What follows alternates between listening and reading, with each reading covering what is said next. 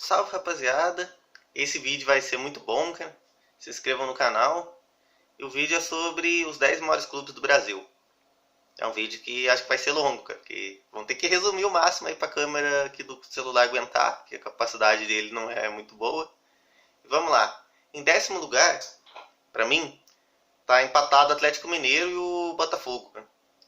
Porque o Botafogo tem poucos títulos, mas teve um time da época do Garrincha, tinha o Newton Santos, que estava entre os maiores times do mundo, e ganhou 3 campeonatos lá, que era tipo um mundial, né? Que era um mundial não oficial, cara. Vai bem zoadinho, cara, o mundialzinho assim, bem na... Daí tem o brasileiro, e tem um brasileiro, uma Taça Brasil e 4 Rio São Paulo. Então é um time que tem bastante título, cara. Tudo título antigo, mas tem.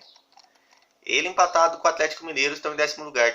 Eu fiquei na dúvida ali que o Atlético tem uma Libertadores, tem uma Recopa, tem um Brasileiro, Copa do Brasil. Teve também um grande time nos anos 80 que não ganhou o título, mas talvez foi o melhor time da história deles.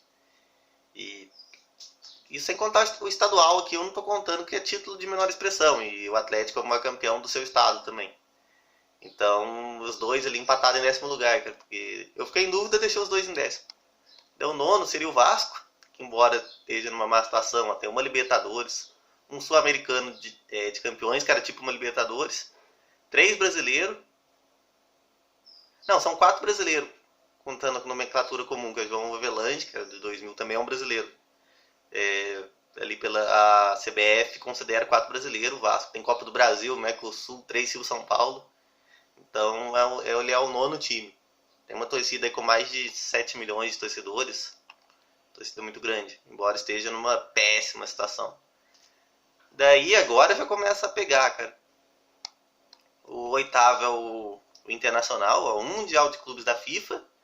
2 Libertadores, 3 brasileiros. Copa Suruga, que é um oficial, mas é um oficial bem fraco, cara. Copa Sul-Americana, Mercosul, Copa do Brasil, Recopa, 2 Recopas Sul-Americanas, cara. Ele tem 45 estaduais. É o maior campeão do seu estado. Ele está em oitavo lugar aí, na minha opinião. Daí aqui já começa, ó. Pra mim, o sétimo seria o Palmeiras, cara. O Palmeiras tem, ó, uma Libertadores da América, uma Copa Rio Internacional, que é aquele tipo mundialzinho lá, que não é oficial, bem mais ou menos. Daí os brasileiros são 10. Aí tem as nomenclaturas lá, Robertão, Taça Brasil, brasileiro. 3 Copas do Brasil, um Mercosul. O Mercosul era tipo uma Sul-Americana, uma Copa dos Campeões, que era os campeões dos estados, um título importante. 2 Série B, mais ou menos. 5 Rio São Paulo, que era um título muito importante. Era quase um brasileiro ali, tem 5 Rio São Paulo. Daí, pra mim, ele seria o sétimo colocado, cara. Mas a disputa é por pouca coisa, cara. Daí o sexto colocado, na minha opinião, seria o Flamengo. Ele tem bastante títulos, mas tem muitos ali com a ajuda de juiz e tal. Embora seja o Cruzeiro e o Flamengo tenha parceria ele nas torcidas, mas tem que falar a realidade. Então, ele tem um Mundial, 2 Libertadores da América, que é um time que tá forte, ó. Uma Recopa Sul-Americana, também ganhou 6 brasileiros. Não, 7 brasileiros, tem a Copa União lá, que é polêmica. 3 Copa do Brasil, uma Supercopa do Brasil, uma Copa Ouro, uma Mercosul, Copa dos Campeões, que eu falei que é importante, uma Copa dos Campeões Mundiais, cara, que deve ser um título bem importante também. É o maior campeão estadual e tem um Rio São Paulo. É difícil até falar, é muito equilibrado, cara. Então seria o sexto ali, mas é complicado falar assim, né?